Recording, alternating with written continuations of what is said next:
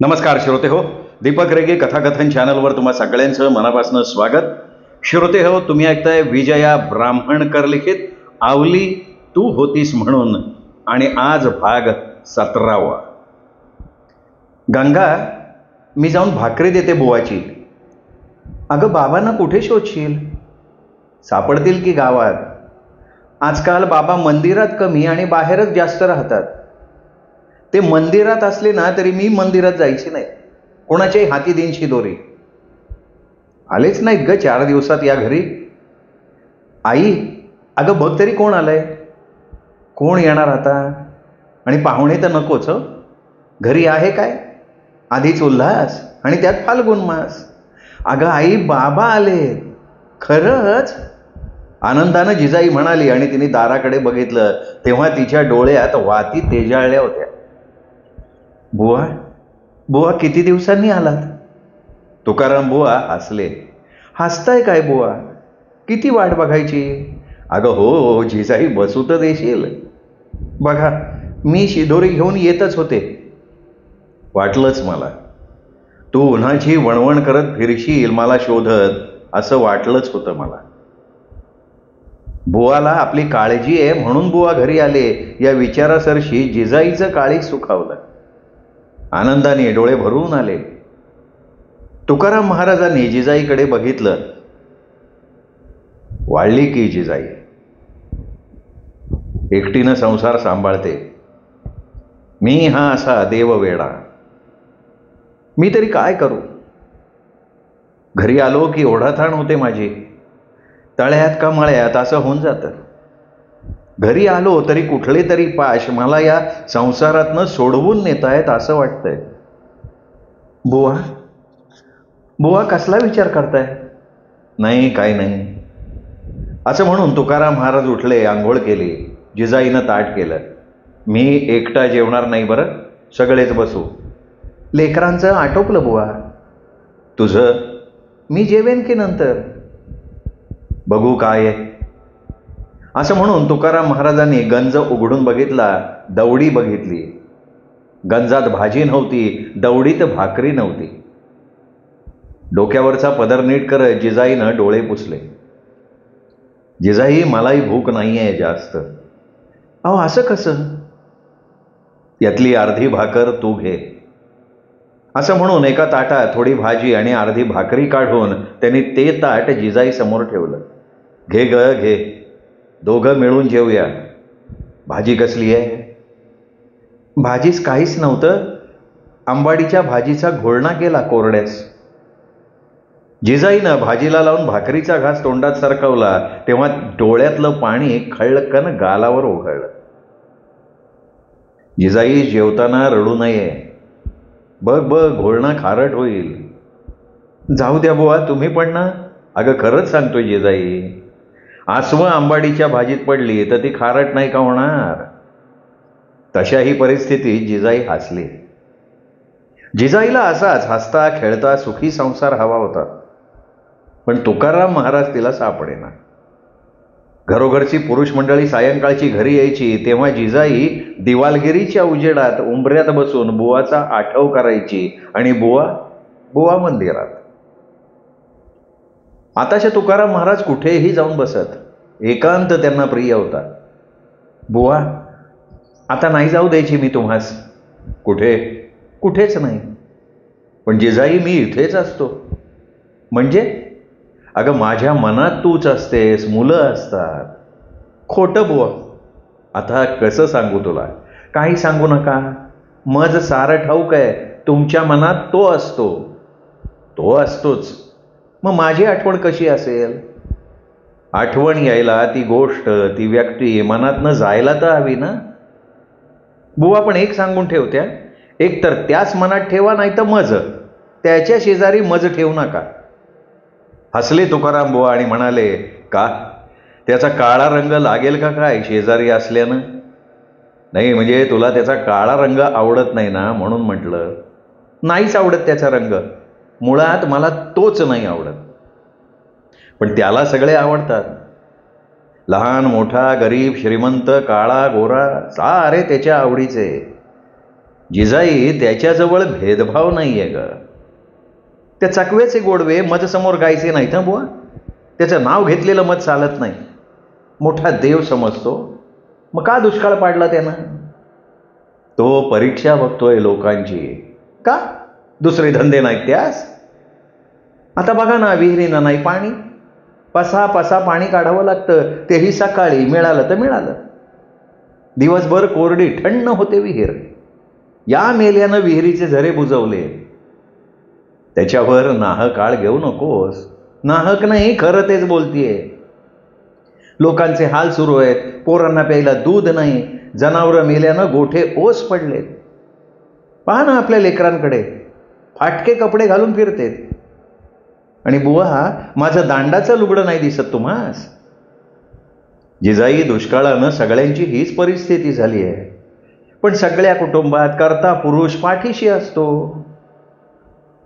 जिजाई, संसारातला हा ताप, दुष्काळानं निर्माण झालेली परिस्थिती, हे मला नाही सहन होत. घरी यावं तर तुझं काहीतरी सुरू असतंच. बुवा, बुवा माझी कटकट वाटतेय का? नाही ग, नाही जिजाई, तू खरं तेच बोलतेस, पण मलाच शीण आलाय साऱ्या गोष्टींचा. म्हणून संसारापासून दूर पळता? काहीही म्हण, या शिणलेल्या जीवाला विठुमाऊलीजवळ शांतता मिळते. परमेश्वराशी तादात्म्य होणं आनंद देऊन जातं. माझंही म्हणणं जिजाई, असं चारी दिशांना धावायचं, चैनच पडे ना मज. पण मग विठ्ठलाच्या पायाशी गेलो, त्याची भक्ती केली, तो इतका आत रुतला, रक्ताच्या कणाकणात भिनला की माझ्या साऱ्या व्यथा वेदना मिटून गेल्या बघ. आणि मनास त्रास देणाऱ्या साऱ्या चिंता बुडवूनच टाकल्या इंद्रायणीच्या जलात. तुम्हास जे साधलं ते आम्हास नाही साधणार ना बुवा. वेळ गेलेली नाही बुवा. अजून माघारी फिरा. कशासाठी? मुलांसाठी. आपण सारी त्याचीच लेकरं आहोत. हा माझा, तो तुझा, असा भेदभाव नाही त्याच्याजवळ. आणि माघारी फिरण्याचं म्हणशील तर साऱ्या परतीच्या वाटा मीच आपणहून बंद करून टाकलेत. आता बुडता हे जन डोळ्यांनी पाहवत नाही.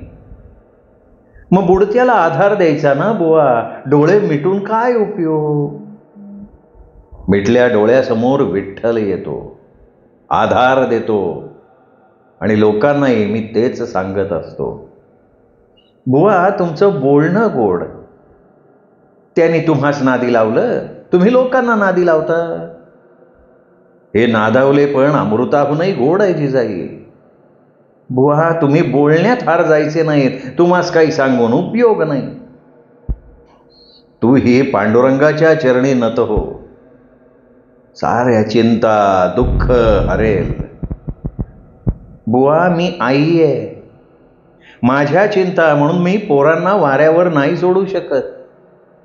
चार घरची कामं करीन, शेतीवाडीची कामं करीन, पण पोरांची सावली होईन. झाडाची सावली बुवा, झाडच होईन मी. मुलांना सावली देणारं आणि तापणारं ऊन अंगावर झेलणारं. जिजाई, तू समर्थ आहे संसार सांभाळण्यासाठी, आणि मी पणती लावीन. कशासाठी?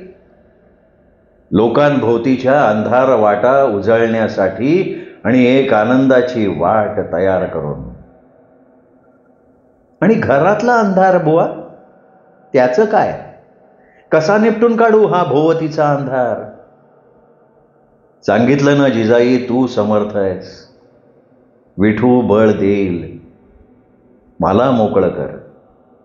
तुम्ही तसेही मोकळेच आहात ना बुवा.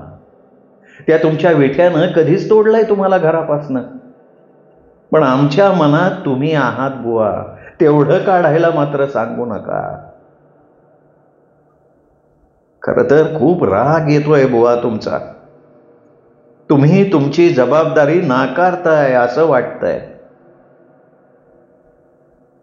जिजाई, घराची जबाबदारी तू सांभाळतेस म्हणून तर हा वेडा पीर जनाच्या कल्याणाचा विचार करू शकतो.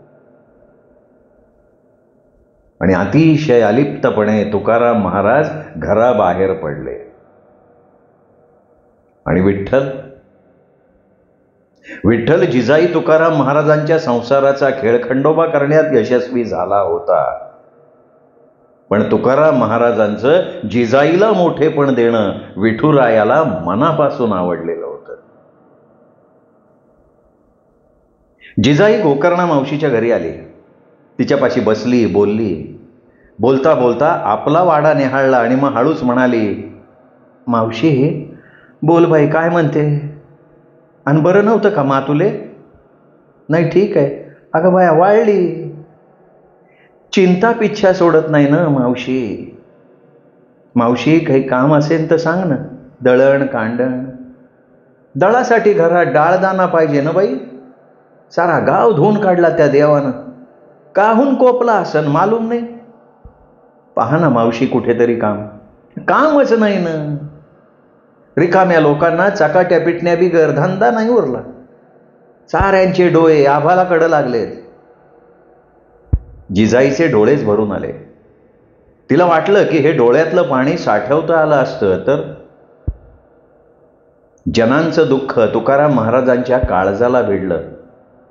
त्यांनी मग विठुमाऊलीला साकडं घातलं. या माझ्या भूमीवर पाण्याचा वर्षाव कर. तलाव विहिरी भरू दे. पीक पाणी होऊ दे. सुकलेलं शिवार हिरवगार कर. लोकांच्या मुखात घास पडू दे. गुरांना चारा मिळू दे. माऊली कोप आवर माया कर. या तापलेल्या धरित्रीवर मेघमाला बरसू दे. आणि असं म्हणून तुकाराम महाराजांनी विठ्ठलाचा धावा चालू केला. अखंड अविरत अचलपणे उभं राहून डोळे मिटून विठ्ठल विठ्ठल विठ्ठल विठ्ठल विठ्ठल विठ्ठल तुकारामांच्या भोवती पुरं देहू गाव गोळा झालं. प्रत्येकाच्या तोंडी विठ्ठल विठ्ठल विठ्ठल विठ्ठल. विठ्ठल नामाचा ध्वनी, त्यातली आर्तता, समस्त जनांच्या कल्याणाची आस आणि त्यातली तीव्रता विटेवरच्या विठ्ठलाला हलवून गेली. पार गगनापर्यंत विठ्ठल नामाचा नाद पोहोचला. पाहता पाहता अंबरी मेघमाला दाटून आल्या. सारे लोक घराबाहेर पडले. गगनाकडे कौतुकानं आशेनं बघायला लागले. सोसाट्याचा वारा सुटला.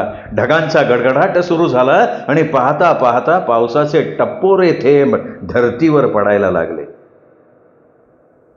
अवचितपणे नवल घडल्यागत सारी धरती ओली चिंब झाली. भरल्या डोळ्यांनी लोक बाहेर उभं राहून पावसात भिजून गेले. डोळ्यातलं पाणी त्यात मिसळून गेलं. भेगाळलेली कडक जमीन मौसूत झाली. जमिनीवरनं पाण्याचे लोटच्या लोट व्हायला लागले. तुकाराम महाराज आणि विठ्ठल भक्त विठूचं नाव घेत पावसात नाचायला लागले. तुकाराम महाराजांना पावसाच्या थेंबात थेंबात विठ्ठल दिसत होता. तुकाराम महाराज आता बसा, थकले असाल. कोणीतरी असं म्हणून त्यांना मंदिराच्या पायरीवर बसवलं. महाराज तुमची भक्ती अगाध आहे आणि विठ्ठलावरचा तुमचा अधिकार फार मोठा आहे. नाही तसं काही नाही आहे. माऊलीच कनवाळू आहे. मंदिरातल्या विठुरायाला हात जोडत तुकाराम महाराज म्हणाले. लोकांच्या मनात तुकाराम महाराजांची प्रतिमा उंचावली होती आणि भक्तांच्या हाकेला धावून येणारा विठुराया सामान्य लोकांचं दैवत बनलं होतं. आत्ता कुठे जमीन हिरवी व्हायला लागली. डाळधान्य घरात यायला अवकाश होता. पण नदी, नाले, विहिरी तुडुंब भरले. इंद्रायणी गुणगुणायला लागली. लोक तुकाराम महाराजांना मानायला लागले आणि मग ते घरादारापासनं अधिकच दूर होत गेले. हे सारं मान्य करूनही जिजाईची चिडचिड व्हायची ती व्हायचीच. साधा सरळ संसार आपल्या नशिबात का नाही हा प्रश्न ती स्वतःला विचारत राहायची. दुःखी कष्टी व्हायची. मग सारा दोष विठ्ठलाच्या माथी मारून स्वतःचं समाधान करायचे. पण मनातलं द्वंद्व संपेना. मीच का? माझ्याच नशिबी हे सारं का? मी एकटीने का म्हणून सोसायचं? आणि माझ्या बुवाला संसाराची ओढ का नाही? हे सारे जुनेच प्रश्न तिला चैन पडू देणार आणि त्याचं रूपांतर मग रागा आक्रस्ताळेपणा यात व्हायला लागलं. विठुरायाला मात्र मजा वाटायची. ती आपला दुस्वास करते हे माहीत असून सुद्धा. गावातले लोक तुकाराम महाराजांना देवासारखं मानत. कुणी आजारी झालं की लोक तुकाराम महाराजांकडे धाव घेत. मुलांना बरं नसलं की ते मुलाला तुकाराम महाराजाच्या पायाशी आणून ठेवत. अरे बाबांनो, मी देव नाही आहे, मी साधा माणूस आहे. नाही महाराज, पोराला बरं करा. अरे वैद्याकडे जा, आमचा वैद्य आता तुम्हीच महाराज. तुकाराम महाराज माडलेल्यांसाठी देवाकडे साकडं घालायचे, विठ्ठल नामाचा जप करायचे, त्या विठ्ठलाच्या रूपाशी एकरूप व्हायचे. तुकारामाचा टाहो परब्रह्मापर्यंत पोचायचा आणि मग विठू माऊली तुकाराम महाराजांसाठी धावून यायची. तुकाराम महाराजांचा अधिकार मोठा होता, तो पुढे अधिक मोठा होत गेला. पण तुकाराम महाराजांपेक्षाही जिजाईचा विठ्ठलावरचा अधिकार अधिक मोठा होता. म्हणून तर विठुमाऊली वेळोवेळी जिजाईसाठी धावून येत होती. आई म्हणून तिला आवाज देत होती. आ म्हणजे आत्मा आणि ई म्हणजे ईश्वर, साक्षात परमेश्वर. जिच्यासाठी आत्म्याचं आणि ईश्वराचं एकरूप होणं बघतो ती जिजाई लहान कशी असेल. जिजाईचं आवली हे नाव विठोबाला आवडायचं. खूपदा त्याला वाटायचं तुकोबानं आवलीचं नाव जिजाई ठेवलं खरं, पण आवली ती आवलीच. आप्पाजींच्या आवलीचं नाव लग्नानंतर बदललं. नाव बदललं, नशीबही बदललं. आषाढी एकादशी जवळ आली होती. तुकाराम महाराजांना पंढरपुराचे वेध लागले. त्यांना फार वाटत होतं पंढरीची वारी करावी. ते मनातनं बेचैन झाले. जिजाईला विचारावं का? तिलाही बरं नाहीये कालपासनं. जिजाई, हां कसं वाटतंय? ठीक आहे, कणकण वाटतेय. एक विचारू? आता हे आगीटतीच म्हणायचं. त्या काळ्याला विचारायचं सोडून मज विचारताय. अगं तुझ्या त्या काळ्याच्या भेटीसाठीच जाईन म्हणतोय. हसत हसत तुकाराम महाराज म्हणाले. म्हणजे इथे भेटत नाही? जिजाई, मी पंढरपूरला जाईन म्हणतोय. पण परत येणार ना बुवा? आता हे काय विचारणं झालं का जिजाई? काय सांगावं, त्यांनी बांधून ठेवलं तर? जनाबाईनं त्याला दोरानं बांधून ठेवलं होतं तसं? हो, आणि हा तुम्हाला बांधायचा? बुवा खरं सांगू का, माझा त्याच्यावर विश्वासच नाही बघा. जिजाई, तू नको जास्त विचार करू, पडून राहा. तुकाराम महाराज पंढरपुरासाठी निघाले. सोबतीला बरेच जण होते. जिजाईची कणकण वाढली, ताप चढला, सगळं अंग दुखायला लागलं. पोटात काहीच नाही. बाजेवर गोधडी पांघरून जिजाई पडून होती. आई, काही खातेस? गंगानं विचारलं. नको ग. वैद्याकडनं मात्रा आणू? नको ग. मी आलोय मात्रा घेऊन. दारातनं आवाज आला. कोण? जिजाईनं विचारलं. मी, पंढरी. पंढरी? कुणी पाठवलं तुला? तुकाराम महाराज भेटले रस्त्यात, म्हणाले मात्रा घेऊन जा घरी. असं बुवा म्हणाले? जिजाईनं कौतुकानं विचारलं. आपला बुवा आपली काळजी करतो याचंच तिला अप्रूप वाटलं. आई, बरं नाही का वाटत? हो रे राजा, ताप चढलाय, थंडी वाजतीये. तिथलीच एक गोधडी घेऊन त्यांनी जिजाईच्या अंगावर घातली आणि म्हणाला, आई आधी मात्रा घ्या. थांबा हं, मी उगाळून देतो आणि मग मधातनं चाटवतो. पंढरीनं सहाणेवर मात्रा उगाळली. जिजाईला पाठीला आधार देऊन बसतं केलं. मग मधातनं मात्रा चाटवली. केसांवरनं हात फिरवला आणि मग झोपवलं. अंगावरचं पांघरूण नीट केलं. आई, हातपाय दुखतात? हो रे माझ्या बाप्पा, मी पाय चेपू आई? असं म्हणून जिजाईच्या हो नाहीची वाट न बघता पंढरी मग जिजाईचे पाय चेपायला लागला. पोटात मात्रा गेली होती. आता पाय चेपल्यानं जिजाईचा डोळा लागला, तिला घाम आला. तिचा घाम बघितला तसा पंढरीनं आपल्या खांद्यावरच्या उपरण्यानं जिजाईचा घाम पुसला. तिचं पांघरुण नीट केलं. लेकरं समोरच्या चिंचेखाली खेळत होती. पंढरीनं घरभर नजर फिरवली. स्वयंपाक केला. जिजाईसाठी कढण तयार केलं. भांडी घासून पुसून ठेवली. न्हाणी घरातलं धुणं धुवून वाळत घातलं आणि मग जिजाईच्या पायाशी बसून राहिला, हळूहळू पाय चेपत. झोपेतनं एकदम जागं व्हावं तसं जिजाईला झालं. बघते तर पायाशी पंढरी बसलेला. पाय चेपणाऱ्या पंढरीकडे बघत जिजाई म्हणाली, अरे पोरा, केव्हाचे पाय चेपून राहिलायस? आई, उठता? हो. पंढरीनं जिजाईला उठण्यासाठी आधार दिला. मग एका वाडग्यात कढण घेऊन आला. घ्या आई. नको रे, चव नाही तोंडास. पिऊन तर बघा. पोटात काही गेलं ना की थकवा जाईल. खरंच जिजाई वाडगाभर कडक प्यायली. तिला तरतरी वाटायला लागली. पोरा, अरे तू कुठचा कोण, पण किती करतोयस? जसा काही तू माझ्या पोटचा पोरगा. समजा ना आई मला, तुम्ही तुमच्या पोटचा पोरगा. खरंच रे बाप्पा, आजकाल कोण कोणाचं नाही. आता आमच्या बुवाचंच घे ना. मनानं चांगला, सर्वांवर प्रेम करणारा माणूस, पण घरावर जसं काही तुळशीपत्र ठेवलंय. आई, तुम्ही आराम करा. बरं वाटतंय रे आता. हां, तर काय सांगत होती? माझ्या बुवाचं ना घरात लक्षच नाही बघ. आई, तुमच्या बुवासनी हे माहिती आहे की तुम्ही घर कुटुंब व्यवस्थित सांभाळाल, म्हणून तर त्यांनी घरातनं लक्ष काढून विठ्ठल भक्तीकडे वळवलंय ना. त्यांना सारे लोक मानतात बरं. ते तुमच्यामुळे ना आई. पंढरी, बुवाचं आमच्यावर प्रेम आहे. पोरांवर आहे, घरादारावर आहे, पण तो आहे ना. हळू आवाजात जिजाई म्हणाली. कोण तो? पंढरीनंही हळू आवाजात विचारलं. काय सांगू पंढरी तुझ, त्या मेल्याचं नाव सुद्धा घ्यावंसं वाटत नाही. आता त्याचं नाव सांगितल्याशिवाय मला कसं कळणार? तो रे मंदिरात असतो.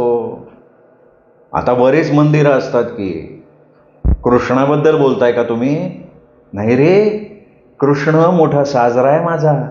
अरे तो काळ्या. हां, म्हणजे विठ्ठलाबद्दल बोलताय. बरोबर ओळखलंस. पण त्याचा काळा रंगही छान दिसतो आई. मच तो आवडतच नाही. त्याचा रंग सुद्धा आवडत नाही. पण का? अरे बाबा, चेटूक करतो तो. खरंच? मग काय तर. बुवास त्यानेच चेटूक केलं. आता बुवास फक्त तोच दिसतो. रात्रंदिवस त्याचाच ध्यास. खूप निर्दयी आहे रे तो. माणसापासून माणूस तोडतो. पण परमेश्वराशी जुळला जातो ना आई. त्यांनी काय होतंय? कुटुंबाचं नुकसानच का नाही? पण अशा माणसाचं कुटुंब मोठं असतं. त्याचं मनही मोठं असतं. आणि कुटुंब कोणी ना कोणी सांभाळतं. शेवटी फळ काय मिळतं सांग? मोक्षाची वाट खुली होते. जन्माचं सार्थक होतं. घरच्यांना दुखवून ते आपल्या मान्यावर आहे ना आई. तू काय बुवाची कड घ्यायचं ठरवलंयस का? नाही, तसं नाही. पण सुखदुःखाच्या कल्पना या मानवी मनाची उपज आहे. माणसाचं मन मोठं विचित्र आहे ना आई. ते सारखं स्वतःच्या सुखाचा विचार करत राहतं. दुःखासाठी दुसऱ्याला कारणीभूत ठरवतं. आणि मला सांगा आई, दुःख कोणाला नाही आहे? आता सांग ना, माझ्या जनीला काय कमी त्रास झाला? माझी जनी म्हणजे संत जनाबाई, सर्वांचीच. तिला त्रास झाला, पण तिच्या मदतीला तो यायचा का नाही? कोण? पंढरीनं मुद्दाम विचारलं. तोच तो रे, ज्याच्या नावानं सगळे टाळ कुटतात. असं, विठोबा. हसून म्हणाला पंढरी. हो, तोच. तो मदतीला जायचा.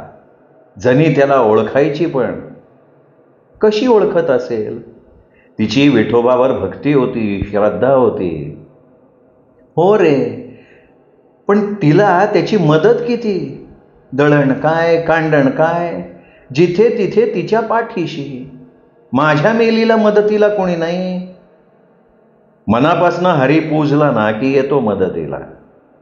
जनीची भक्ती मनापासून होती, सतत नामस्मरण. बुवांसारखं. हो, साळी काढताना ती म्हणायची, विठ्ठला पुरे रे आता. हाता आला असे फोड, जनी म्हणे मुसळ सोड. पण तो कसला ऐकतोय? भक्तांचा कैवारीनं तो. असा कैवार घेऊन माझ्यासाठी नाही धावत आला तो. पंढरी हसला. हसतोयस काय मेल्या? खोटं बोलतीये का? आई आई पुन्हा म्हणा न मेल्या. अरे मेल्या, जिजाई म्हणाली आणि पंढरी खळखळून हसला. आत्ता हसणारा पंढरी जिजाईला मागे सामानाच्या थैल्या घेऊन आलेल्या विठोबासारखा भासला. आता मात्रेची वेळ झाली आई. अरे बरं वाटतंय आता. आपल्या विचारातनं बाहेर येत जिजाई म्हणाली, या मात्रेनं आणखीन बरं वाटेल. पंढरीनं जिजाईला मात्राच आठवली. लेकरं नाही दिसत. खेळतायत. जेवण झालं. स्वयंपाक कोणी केला? मीच. भांडी धुणं झालं वाटतं? हो झालं. कोणी केलं? मी. सगळं तूच केलंस. जनीची आज आठवण येतेय. जनीसाठी तो धावून जायचा, माझ्यासाठी तू धावून आलायस. पण काय रे, तू कोण? कुठला? विचारलंच नाही मी. ते महत्वाचं नाही आई. आई बाप नाही आहेत. मीच सर्वांचा. सर्वांचा मायबाप का काय? जिजाईच्या बोलण्यावर हसला पंढरी. अरे पण बुवांना सांगावं लागेल ना. काय ते? तुझ्याबद्दल. ते ओळखतात मला. आजवर दिसला नाहीस रे कधी. फिरतीवर असतो. म्हणजे जो बोलवेल आणि जिथे गरज असेल तिथे मी सर्वांच्या सांगाती असतो. बुवाच्या पण? हो, माझा बुवा एकदम मोठा माणूस आहे. खरंच आहे. त्यांची ख्याती दूरवर पसरली आहे, पार राजाच्या कानापर्यंत. खरंच? मग काय तर. शिवाजी राजे मानतात तुकाराम महाराजांना. खरं सांगतोयस? हो खरंच. आई आता मी चलू? बरं वाटतंय ना आता? हो रे बाबा. पाय चेपू? नाही नको. येतो मी. मंदिर रिकामं असेल.